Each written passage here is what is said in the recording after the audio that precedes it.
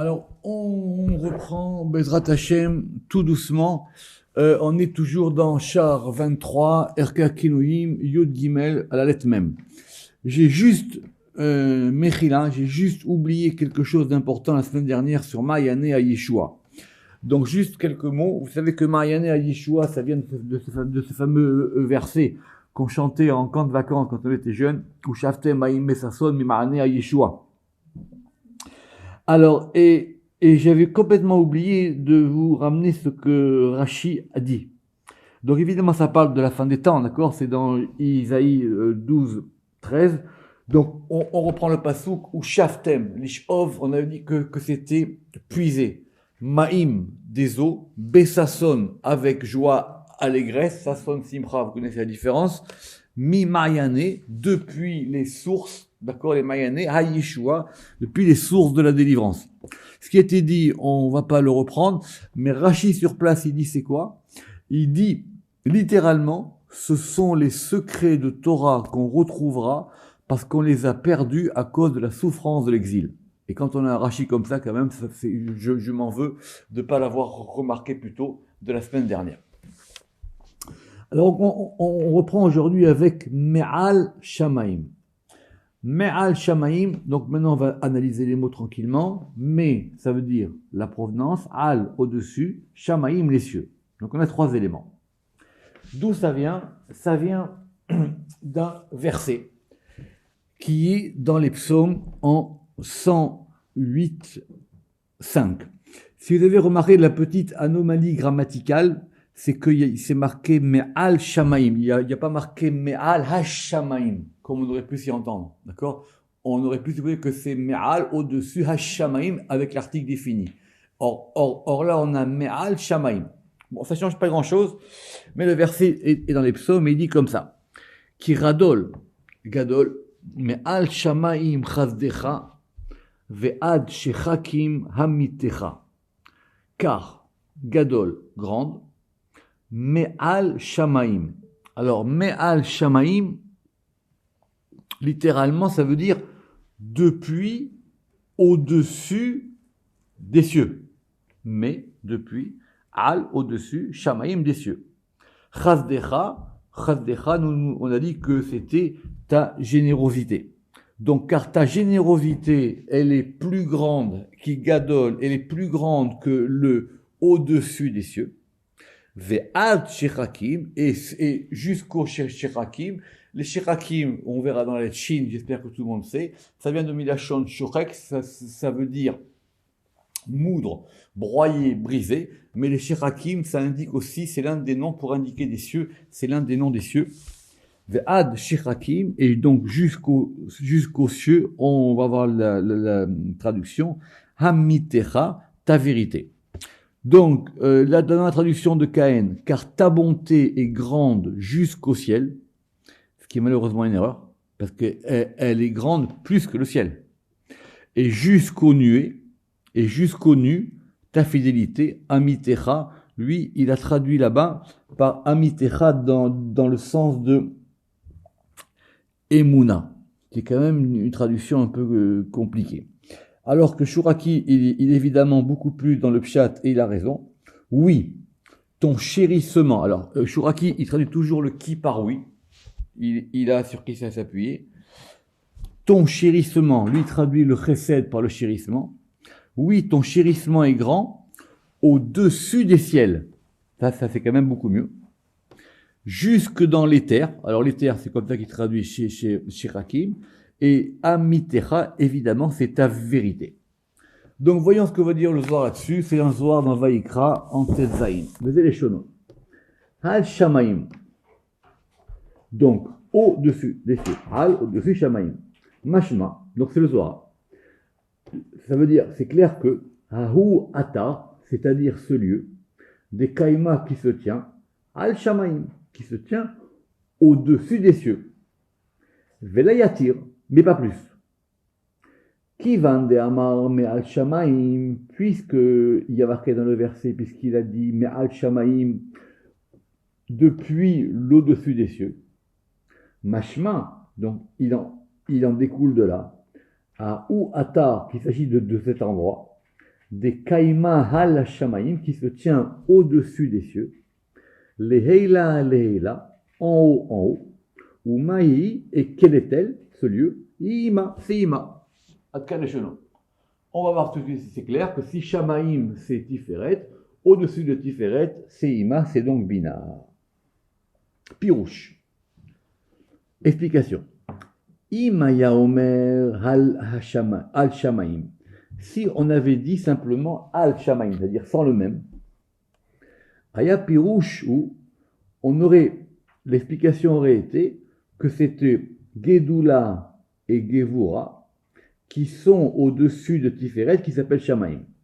Petite parenthèse, ça c'est dans la mesure où on met Gedula et Gevura, donc j'espère que tout le monde sait que Gedula c'est Chesed et Gevura au-dessus de Tiferet. Donc ici, si simplement c'était Al Shamaim, c'est au-dessus. Mais comme je vous ai expliqué la dernière fois, à propos de Yaakov, il y a beaucoup de dessins de Sphirot où on met d'abord Tiferet et en dessous, à droite et à gauche, Chesed et Gevura. En tout cas, si c'était simplement Al Shamaim, cela aurait été Chesed et Gvura. Avalata, mais maintenant, chez Amar, qu'il est dit, mais Al Shamaim, depuis l'au-dessus des cieux, le même en plus, Pirouche, à Helion, c'est-à-dire ce qui est supérieur, Al Otam, sur ceux qui sont chez M, Al Shamaim, ça veut dire, mais Al Shamaim, ça veut dire, au-dessus, c'est littéralement, c'est-à-dire depuis ce qui est au-dessus. Donc, quand bien même vous mettez Tiferet en bas, vous dites que Al Shamaim c'est Chesed et Gvura, j'espère que c'est clair. Si vous dites maintenant, mais Al Shamaim, ça veut dire et depuis l'au-dessus. Donc, c'est clair que c'est encore plus haut que Chesed et Gvura. Et si c'est comme ça, Dainu Bina, c'est donc Bina. Chez I, les malades, parce que Bina, elle est plus haute que Gedula, Chesed et Gevura. Chez M, les Maala qui sont au-dessus des Shamaïm, qui sont Tiferet, comme on l'a expliqué. Donc vous voyez, en gros finalement, les deux ont mal traduit. Alors j'ai pas besoin de dire, mais les deux ont mal traduit. Mais Al Shamaïm, ça veut dire depuis l'au-dessus des cieux. Donc comme quoi il faut faire attention, des fois on veut faire des traductions qui ont du sens, mais on en manque le sens même du texte. Donc, on n'a rien gagné. Tant qu'on est dans les mêmes. Alors ça, c'est un mot très important, on l'avait déjà vu une fois, c'est le fameux Mima'amakim. Le Mima'amakim, le fameux De Profundis, que tout le monde cite dans le psaume 130. Mais, il y a les Ma'amakim et il y a le Mima'amakim.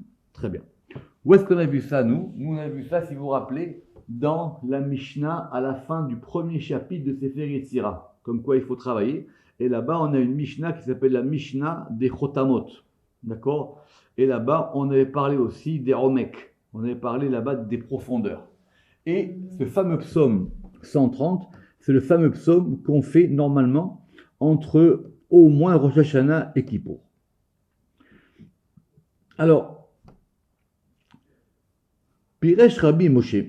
Rabbi Moshe, il a expliqué que Chochma et Keter, qu'il s'agit de Chochma et Keter, Nikraim Ma'amakim, qui s'appellent des Ma'amakim.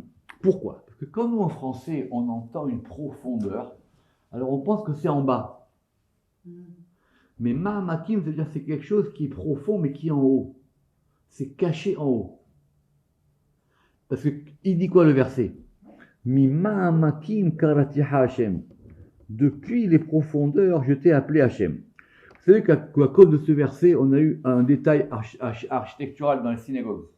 Dans les synagogues d'autrefois, la bama, là où le khazan se met, il fallait descendre.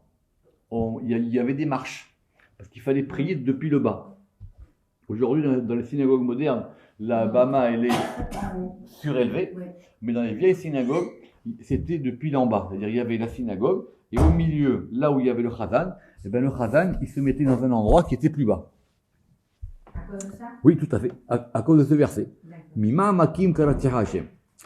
Et dans le Zohar, bemekomot rabim, dans de nombreux endroits, nir'eh, il semble que c'est la Chorma qui s'appelle Mamakim, que c'est lié à Chorma.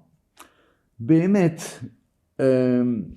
d'après le Harizal et d'après ce qu'on voit dans les Kavanot de la Tfila, puisque c'est ce fameux psaume qu'on va citer pour faire dans les 10 jours de pénitence, dans Rosh Hashanah et Kippour, ce sont des profondeurs à l'intérieur de la Bina.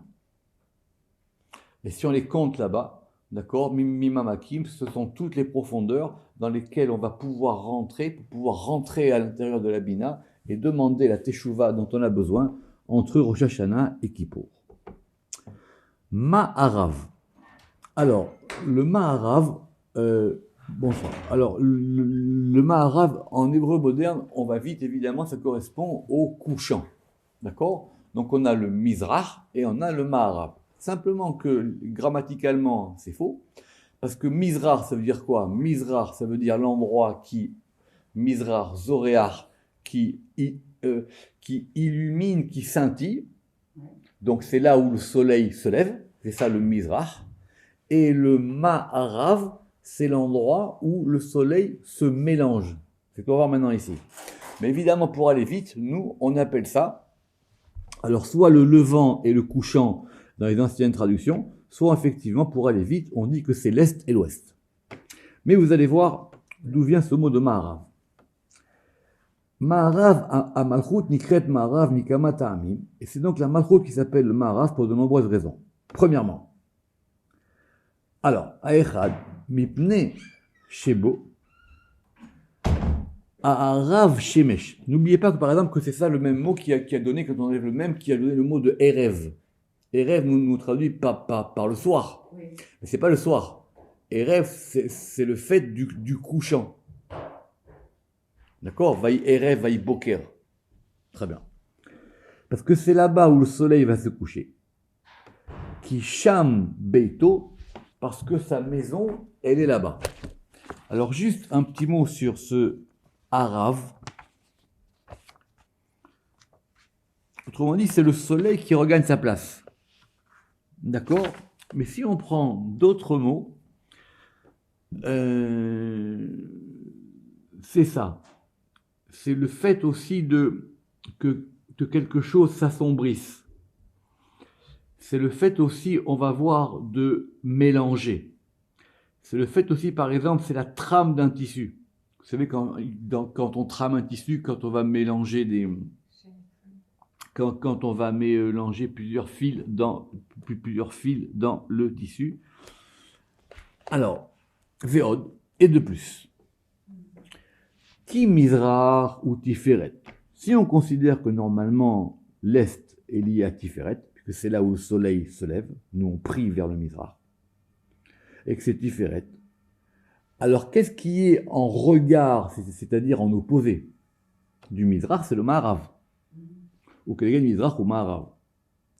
Donc, s'ils sont en opposé, s'ils sont l'un face à l'autre, donc il y a un masculin et un féminin.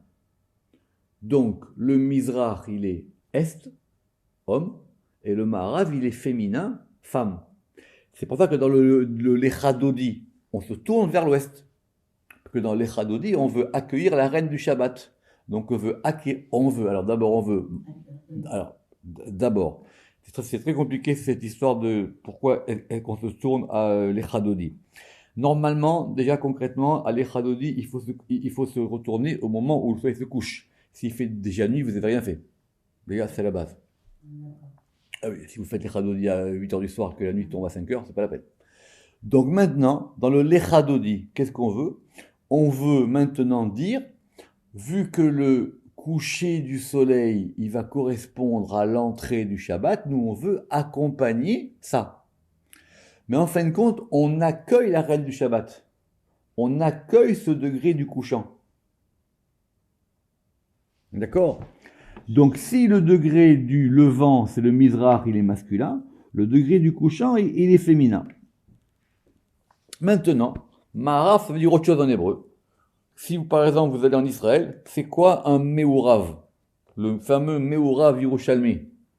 C'est ce que c'est le Me'urav Yerushalmi? C'est un mélange de grillades. Me'urav, ça veut dire je veux un mélange. Oui, c'est un plat de grillades très connu à Jérusalem, qui s'appelle le Me'urav Yerushalmi.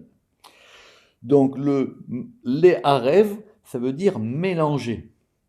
Parce que le soir, c'est le mélange. C'est vraiment le crépuscule.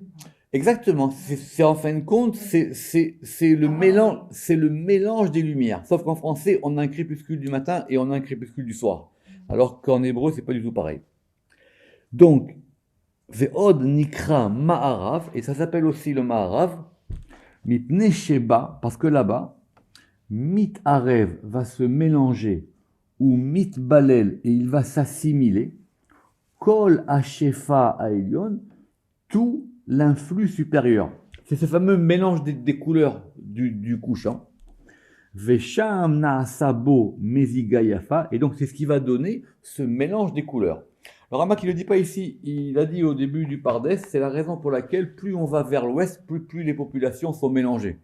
Et plus on va vers l'est, plus les populations ne sont pas mélangées. C'est clair que c'est pas du tout pareil, la Californie, Et que... Quoi? Et l'Asie. Et l'Asie, d'accord? Évidemment, il n'y a pas du tout le même mélange de population. Ou mipne ta'amze. Et c'est pour cette raison, car au Acherim, d'autres ont dit qu'il fallait peut-être rajouter un vav, et donc du coup ça fait me'urav. Ce me'urav, c'est le mélange. D'accord? Ce que je vous dis, c'est fameux me'urav. D'ailleurs, même si vous jouez aux cartes, les arvev, quand vous jouez aux cartes, les arvev klafim, ça veut dire mélanger les cartes. D'accord? Ve'od, kisham, et donc là, on avait le substantif, on a aussi un verbe, et eriv. Ça veut dire et eriv, faire le mélange, ve'ershir, et donc ça veut dire aussi maintenant le fait d'obscurcir. Enfin, d'obscurcir dans le sens où on assombrit. C'est pas tout à fait la nuit noire. D'accord? C'est ça le Maharav. Comme Kemo Shenoda, chez Sham et Deraor, parce qu'effectivement, on sait que c'est avec ce degré, donc, du répète, du Maharav et du Erev, que maintenant, la lumière s'arrête. D'accord? Ça, c'est un mot important. Alors, on a dit maintenant un mot plus compliqué. Ma'aracha. Alors, Ma'aracha, d'où ça vient? Je vais vous expliquer ça. Ça vient d'un verset dans Vaïkra, Chazaku Baruch. Ça vient d'un verset dans Vaïkra, dans Parashat Emor, à propos des fameux pains dits de proposition. D'accord. Alors, c'est en 24, 6, Vesamta otam. Donc, et tu, alors après on va voir la traduction, littéralement, et tu les poseras. Shtaim ma'arachot, en 2 ma'arachot. En fin de compte, ma'aracha, c'est une disposition, on va dire. D'accord? C'est le fait de les harir, comme Shulchan Aruch. C'est quoi Shulchan Aruch? C'est la table qui est dressée.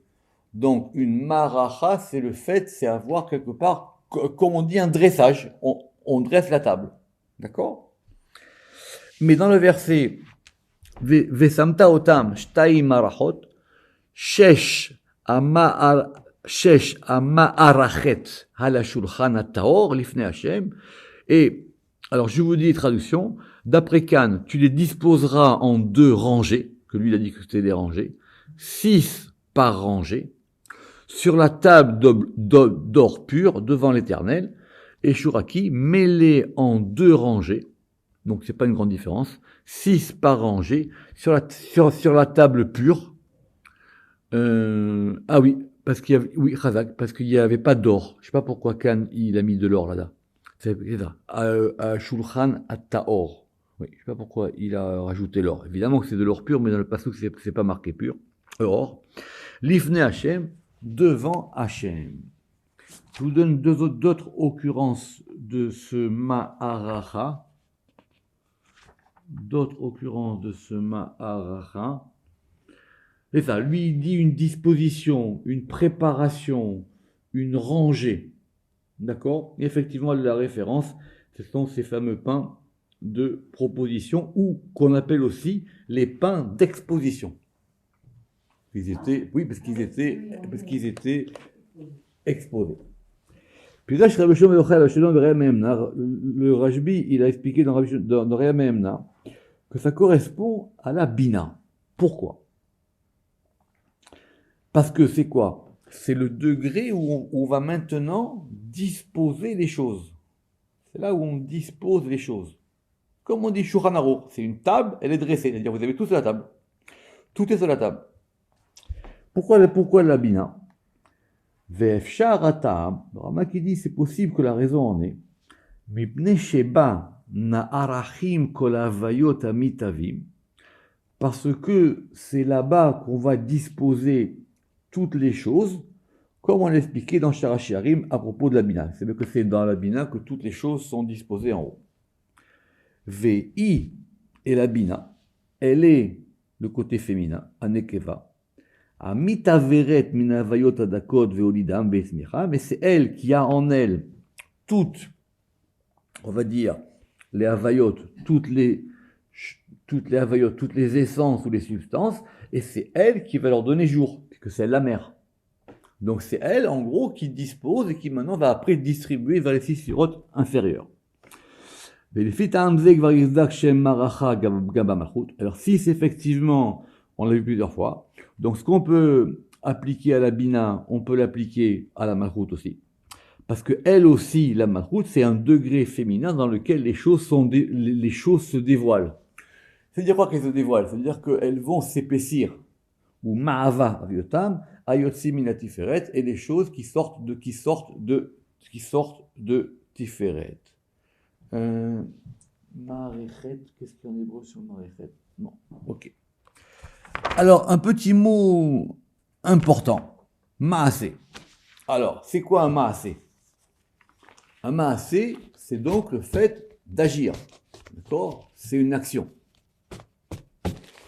Rabbi Shimon de Yochai, il dit Koré bat midut el abina. Il dit que dans le Zohar, Rabbi Shimon de Yochai, il explique constamment, betmidut, que la bina, c'est le maasé, et la chorma, c'est la machashava. Alors, c'est intéressant, vous vous rappelez, on avait parlé de ça. Vous vous rappelez, c'est à propos de, justement, on parlait de Shirachirim, sauf maasé, be machashava techila. La fin de l'action, elle a son commencement dans la pensée. D'accord? Je vais expliquer ça de nombreuses fois, ça fait des années, dans plusieurs cours. C'est l'histoire de la personne qui se lève le matin, je vais raconter, qui veut repeindre sa chambre. Donc au départ, on a une idée, puis cette idée après, on va la mettre en œuvre. Maintenant, la mise en œuvre d'une chose, le maasé, il ne peut se faire qu'avec la force du projet qui le porte. Si j'ai pas un projet pour porter la chose, je vais rien faire. Donc, du coup, ça semble plus logique, comme il dit ici, que la machashava, c'est la chorma. D'ailleurs, machashava, on l'a déjà vu, hein, que la machashava, c'est la chorma, alors que la bina, c'est le fait de mettre en œuvre la chose.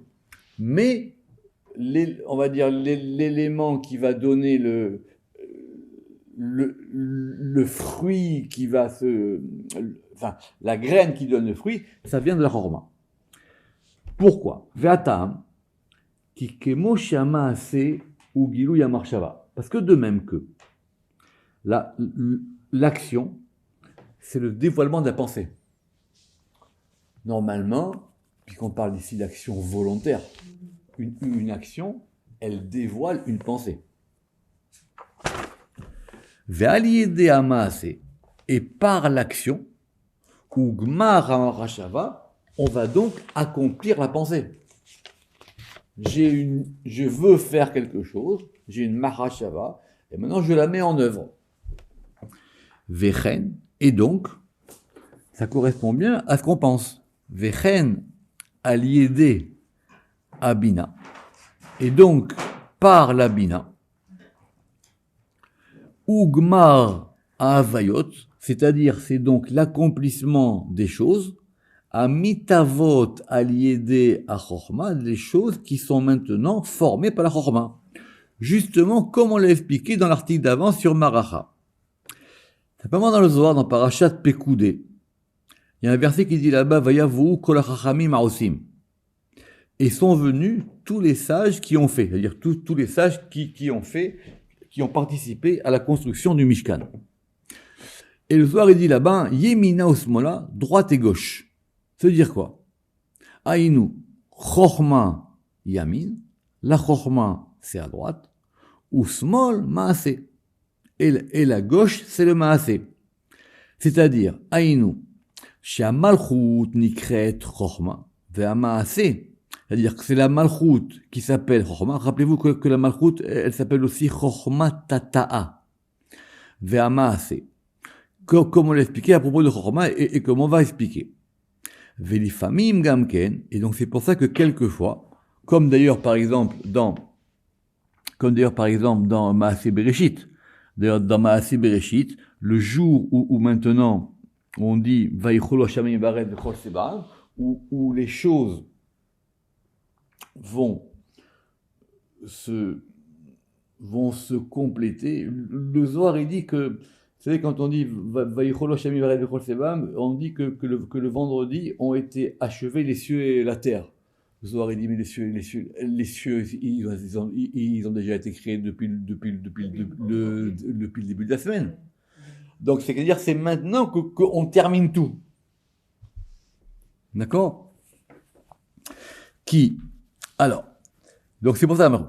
Alors donc des fois ça va s'appliquer à la Malchut elle-même. Ve'atam qui, et la raison en est, qui ke'erech abina, ça veut dire en fonction de la proportionnalité de la bina par rapport à la chorma, eh bien c'est le même rapport qu'il y a entre Malchut et Tiferet. Simplement, omnam, nikraim amidot haele, on va appeler ces attributs-là ma'aseh. C'est quoi ma'aseh? C'est-à-dire dans le sens où ça va dévoiler. Bebechinat agiloui. Parce que ça veut dire que ça va dévoiler chez Megalim à Machashavot, à Elonem, ça veut dire que ça va dévoiler des pensées qui étaient à un degré plus haut. C'est toujours pareil. Si vous pensez à quelque chose et que vous le faites pas, ça se fera pas. Mais si maintenant vous voulez faire une chose, il va falloir que vous sortiez de chez vous et que vous allez commencer à faire la chose. Donc il va falloir descendre pour faire la chose. Mais en descendant, je vais accomplir le degré qui venait d'un degré beaucoup plus haut. D'accord? Maaseh Machashava, on l'a déjà vu. Alors vous savez que dans les Maaseh, on va terminer avec ça pour aujourd'hui, on a deux grands types de Maaseh qu'on appelle dans la Torah. On a soit ce qu'on appelle le Maaseh Bereshit, c'est-à-dire littéralement. Alors Maaseh ici, c'est plutôt dans le sens de l'œuvre ou l'accomplissement de la création.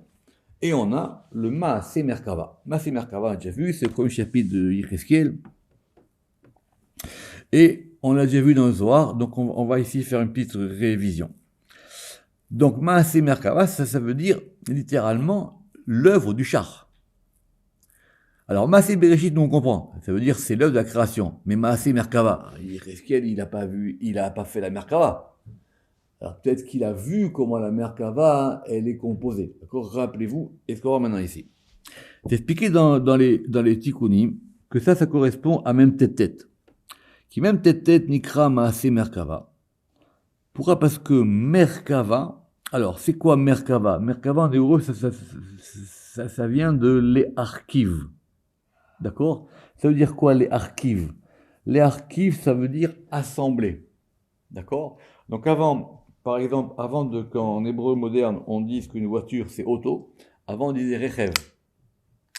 C'est quoi rechev? Ça veut dire c'est un assemblage. Une voiture, et on a assemblé des pièces. D'accord? C'est ça le rechev. Simplement, Merkava, c'est-à-dire le rechev d'humain. C'est-à-dire le rechev, c'est le chariot d'humain. Explication, c'est le rechev du Ma qui est la Malchut qui s'appelle Ma. Alors, pourquoi est-ce qu'ici, ceux qui ont fait le cours avec moi, on voit bien que le Shem Ma était lié à Tiferet et ici il se retrouve lié à Malchut? C'est une grande question dans Shara Shemot. Béhémet. Comme quoi c'est très difficile de pouvoir appliquer des noms à des sphirotes. Mais en tout cas, quel est celui qui chevauche la malchoute qui s'appelle le Shema, c'est même tête. Donc ça c'est le Maaseh Merkava. Donc Maaseh Merkava, je reprends, c'est-à-dire c'est le degré maintenant qui va le rêve du Ma. Alors que Maaseh Bereshit, ça c'est vraiment la malchoute. Puisque le Maaseh Bereshit, c'est le fait de mettre en œuvre. J'ai lu cette semaine, par exemple, comme quoi les gens ils font de la Kabbalah, ils disent des bêtises, que par exemple les 6 jours de la création, ils sont liés aux 6 surotes.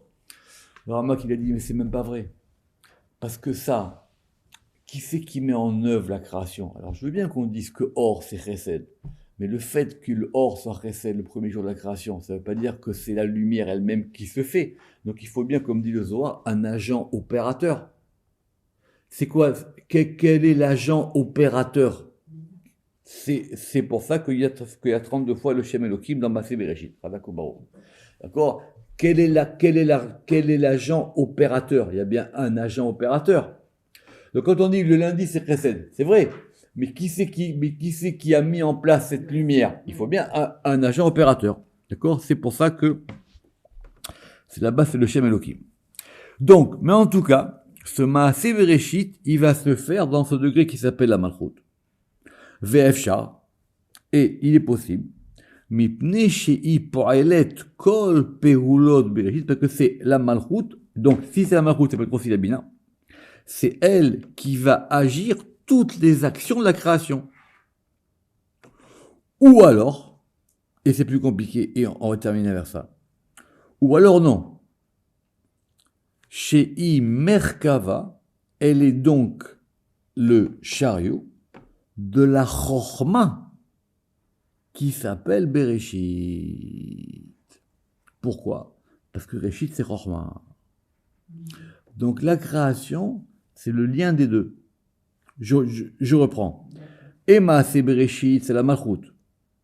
Ve'efsha, mais il est possible que la raison en soit Tam Mipne. Shei Po'elet Kol Pe'ulot Bereshit, parce que c'est elle qui met en œuvre toutes les actions de Bereshit. Ou peut-être que c'est la Malchut qui est le chariot de Chochma, qui s'appelle Bereshit. Et la vérité, ça se comprend. Pour créer un monde, il faut une Chochma. Pour créer un monde, il faut une Chochma. Ça, c'est pas comme ça. Donc, c'est quoi Maaseh Bereshit? C'est le fait de mettre en œuvre la Chochma de la création. Or, pour que la Chochma de la création se mette en œuvre, il faut qu'elle ait un chariot, il faut qu'elle ait quelque chose qui la porte, il faut qu'il y ait quelque chose qui la conduise. Et cette chose-là, elle s'appelle la Malchut. On reprendra la prochaine fois. Baruch Adonai Le'olam. Amen ve Amen.